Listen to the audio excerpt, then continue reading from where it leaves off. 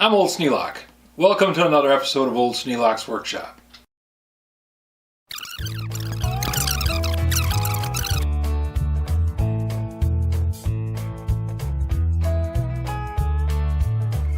Sometimes I like going to antique stores to buy tools. Now, antique stores are kind of a special case. You don't want to go to an antique store that only sells tools, because they're going to have a really good idea what the price of that tool is going to be. And trying to negotiate a price out of them, it's going to be tough. The only advantage I have is I'm looking for a tool that's broken.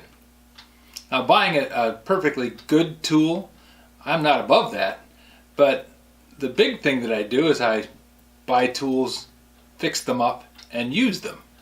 So buying a tool that's not in perfect condition is probably an advantage for a guy like me. I buy tools to fix them up and use them. Now, part of the fun of having the tool is the fixing. And that's what you guys come to see, right? So, for me, having a tool that's not in perfect condition is a bonus. So when I see something that's in a little sad shape, but it's just going to take some work to make it right, then that's something I'm going to get. And that's how I end up with these things. I like blowtorches. Had blowtorches, well, since I was about 12. First time I ever saw one used. And they're cool. Out of the 3 or 4 that are out there in the blacksmith shop. Why do I like blowtorches? Well, they're kind of gimmicky. And they're made out of brass. Brass is kind of cool. And they heat up, and they're easy to make work. Plus, when you get one for $8, that's pretty cool. But what do you do when you're buying a blowtorch? Well, I didn't bother looking this up online because I'm not an expert on blowtorches, but I got a pretty good history with them.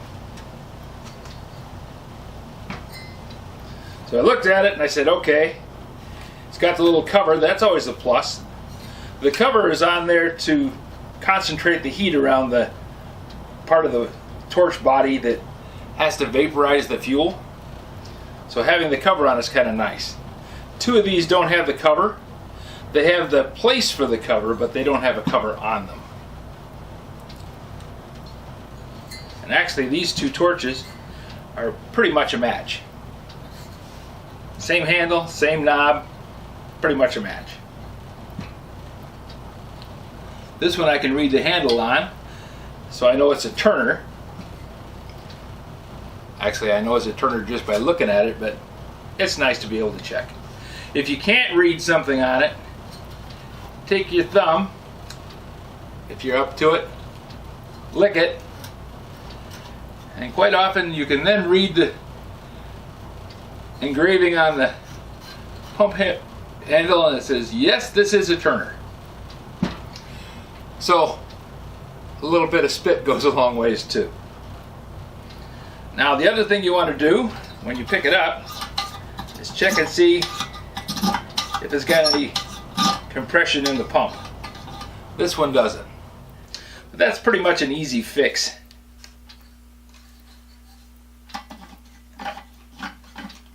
And this one is a rare one in that I can unscrew the pump. Look inside, I go, yeah, it's got a check valve. Probably needs some oil in the pump. Well, oil didn't get it pumping. Could be the check valve is screwed up. Could be the leathers on the pump piston are screwed up. But I replace these things regularly. Sitting around for 60 to 100 years without any oil in them. Leather in them dries right out and they stop sealing. The other thing you want to do is check and make sure that the handle turns. Now sometimes I get these and the handle won't turn. Now does that stop me from buying a blowtorch for $8? No. If it's $20 and the blowtorch handle doesn't turn, I'm not going to buy it. If it's all shiny and they want $50 for it, I'm not going to buy it. Somebody cleaned it up to make it look pretty because they're thinking it's a man cave item. And yeah, I have a man cave if you want to call it that, but pretty isn't the thing that gets a ticket in the door. It's more of a, does it work? Then I look at the bottom and see if there's any rust. Turner torches have a steel bottom. If they're left sitting on a garage floor, the water gets up on this thing and then it starts rusting. Something about the affinity for concrete and water and the alkaline surface just makes the bottoms rust right out of these torches. If it's rusty, set it down, walk away unless you want to polish it up and set it on the shelf in your man cave. If you do, knock yourself out. There's a lot of room for that kind of thing in the world, and just I don't want to do it. So that's what I'm looking for when I'm buying a blowtorch. 1, does it have all the pieces and parts? Yep, they're all there. 2, does the pump work? Well, it doesn't, but it's not a deal breaker. 3, do all the things move that are supposed to be able to move? Yes. 4, is the bottom rusted out? Nope, this one's in good shape. So for $8, yeah, I'll buy this. Because I'm not looking for a resale.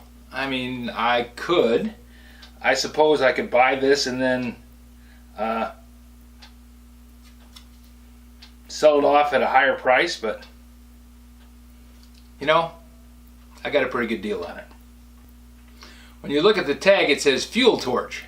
Somebody doesn't know what it is. They know it's a torch.